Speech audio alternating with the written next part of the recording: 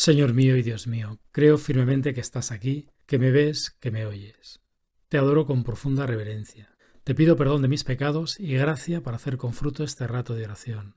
Madre mía Inmaculada, San José, mi Padre y Señor, Ángel de mi guarda, interceded por mí. Conviérteme y me convertiré. Quizá hace poco hayas tenido una discusión con un amigo, o con tu novia o con tu marido, y te ronda por la cabeza el pensamiento de si deberías pedir perdón. Quizá piensas que sí, pero te cuesta muchísimo. O piensas que no, que tendría que ser ella la que pida perdón. Puede que estés valorando quién ha tenido la culpa, si él o tú, quién ha empezado. ¿Quién de los dos tiene que pedir perdón? Y si me han hecho varias veces lo mismo, ¿tengo que perdonarlo una y otra vez? ¿No se me va a quedar un poco cara de tonto? Ojalá estos 10 minutos de oración nos ayuden a responder estas preguntas.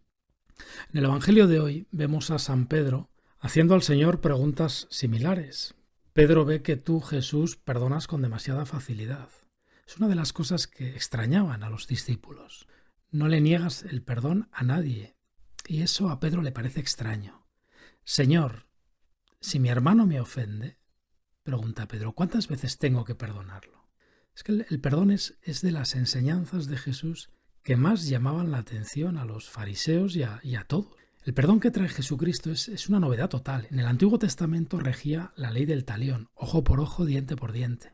Algunos rabinos habían llegado a concluir que se podía perdonar hasta 3 veces. Y esto en el pueblo elegido. Pero ya si nos vamos al resto de las culturas, el perdón es que ni existía. Les queda lejísimos. La filosofía china encargaba amar y odiar a los hombres como conviene. Fíjate.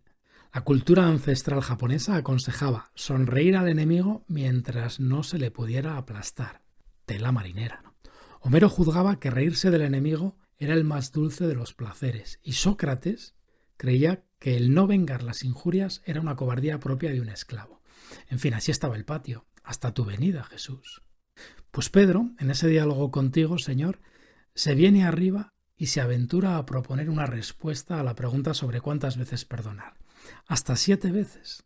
Pero tú, Señor, que has venido a llamar no a los justos, sino a los pecadores, le respondes, no te digo 7 veces, sino hasta 70 veces 7, que es un modo hebreo de decir siempre. Y es que tú, Jesús, al perdón no le pones límite alguno. Y qué difícil es a veces perdonar. Y sobre todo, qué difícil a veces es pedir perdón. ¿Cuánta gracia de Dios hace falta? Perdonar de corazón es una de las manifestaciones más claras de que el Espíritu Santo está actuando en un corazón.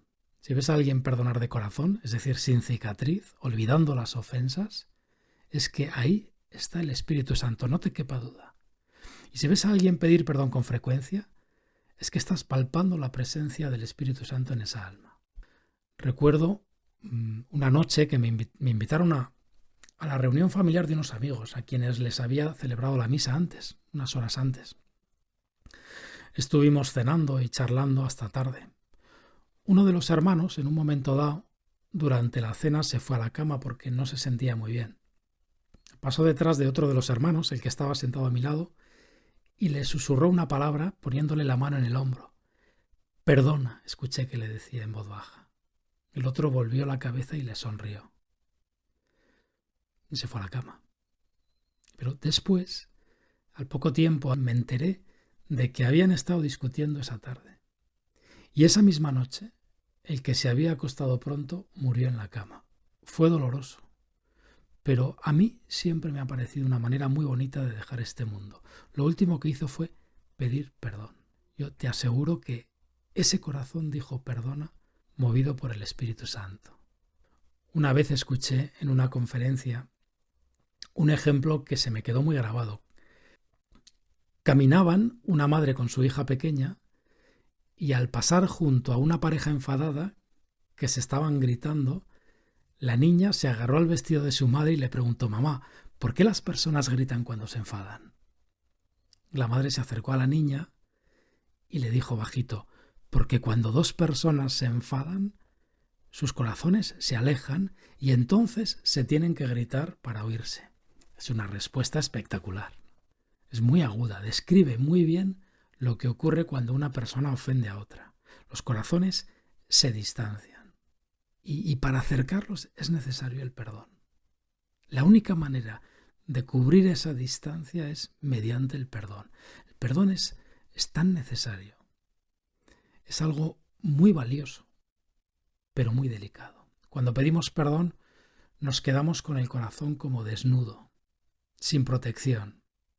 Es un momento extremadamente delicado. Si en ese momento nuestra petición de perdón no es bien acogida, nos costará muchísimo volver a pedir perdón. A veces escucho decir esta queja u otra similar. Es que mi marido, es que mi mujer nunca me pide perdón. Y puede ser que efectivamente no sepa o no se sienta capaz de pedir perdón. Pero también podemos pensar cómo nosotros acogemos el perdón que nos piden. Si cuando tu marido te pide perdón le contestas, bueno, pero que no lo vuelvas a hacer, siempre lo mismo, ya está bien. Si le contestas así, entonces es muy posible que no te vuelva a pedir perdón. O le costará mucho volver a pedírtelo. Imagínate que un día fueses a confesarte y el sacerdote te dijese, vale, pero en fin, vaya tela, te has pasado, no lo vuelvas a hacer. Siempre te confiesas de lo mismo, ya te vale. Bueno, yo desde luego no volvería a confesarme, al menos con ese sacerdote. Cuando alguien te pide perdón, te está diciendo te quiero de muchas maneras. Te está diciendo que no quiere que tu corazón esté alejado del suyo, que es una bonita manera de decir te quiero. Te está diciendo que se fía de que tu corazón es suficientemente bueno como para acoger esa petición con amor y perdonarle. Corresponder al perdón es decir, con palabras o con gestos, yo tampoco soportaba esa distancia entre nuestros corazones. Es una manera de decir también te quiero. Esto es lo importante en la lógica del perdón. Volver a estar juntos. No es importante quién tiene la culpa, quién ha empezado, sino reducir la distancia entre corazones, volver a estar juntos. Que mi corazón vuelva a estar en el tuyo. Por eso, que nos pidan perdón debería subirnos la autoestima, debería hacernos sentir muy importantes para la persona que nos lo pide. Quien mejor sabe querer es quien peor soporta esa distancia entre corazones, haya sido o no el iniciador del alejamiento. Por eso, quien mejor sabe querer busca tomar la iniciativa en el perdón, pidiéndolo o facilitándolo, como el padre de la parábola que espera en el camino con los brazos abiertos. Por eso, tú, Jesús, eres también quien más te alegras cuando te pedimos perdón. Como tú nos quieres mucho más que nosotros a ti, también sufres más que nosotros nuestra distancia. Y cuando volvemos, te falta tiempo para venir a abrazarnos. Visto así, quien más sale ganando en la confesión eres tú, Jesús. El que más ama es el que peor lleva la distancia entre corazones y el que más sale ganando con el perdón. De ahí la alegría en el cielo cuando un pecador se convierte. El perdón crea un ambiente de confianza y de familia. El perdón es como el oxígeno de un ambiente. Si uno vive en un ambiente donde habitualmente se perdona, se siente cómodo. Sin embargo, hay ambientes poco tolerantes con los fallos de los demás y son ambientes que crean tensión y producen como una especie de asfixia. Son poco ricos en ese oxígeno del perdón. Producen personalidades perfeccionistas, ambientes en los que da miedo fallar. El ambiente de la familia de Dios y de las familias en las que Dios está presente tiende a ser un ambiente rico en el oxígeno del perdón, donde uno puede vivir con soltura y con sinceridad, sabiendo que le quieren como es, incondicionalmente, y que sus errores personales no son un obstáculo insalvable para el amor. De hecho, la sana autoestima no proviene de hacerlo todo bien, sino que nace de la confianza en que a pesar de mis errores y mis culpas, siempre voy a encontrar el perdón. Es que esta autoestima sana es consecuencia de sentirme querido incondicionalmente. Y esto es parte de la buena nueva que tú, Jesús, nos has traído. Necesitamos que nos digas, a pesar de todo, te quiero y siempre te querré. Eso hace que donde estás tú, Jesús, haya siempre un ambiente de familia. Es el ambiente de la familia de nuestro Padre Dios, a quien pedimos que perdone nuestros pecados, como también nosotros perdonamos a los que nos ofenden. Un ambiente lleno de errores y de imperfecciones, donde el amor se abre paso y la distancia entre los corazones nunca se hace insalvable. San Juan Pablo II, hablando de los jóvenes europeos, decía que una de las causas del abatimiento que acecha a muchos jóvenes de hoy debe buscarse en la incapacidad de reconocerse pecadores y de dejarse perdonar. Y decía, es una incapacidad debida frecuentemente a la soledad de quien, viviendo como si Dios no existiera, no tiene a nadie a quien pedir perdón.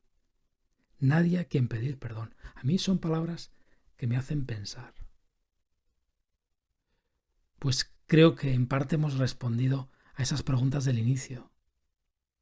La lógica del perdón es una lógica distinta de la estricta justicia, es la lógica del amor personal, que es incondicional y que nunca se cansa de perdonar.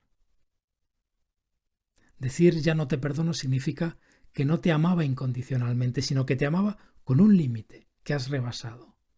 No amaba a tu persona, sino lo que tu persona me aporta. Ahora ya no me aportas lo que esperaba y por tanto mi amor se extingue.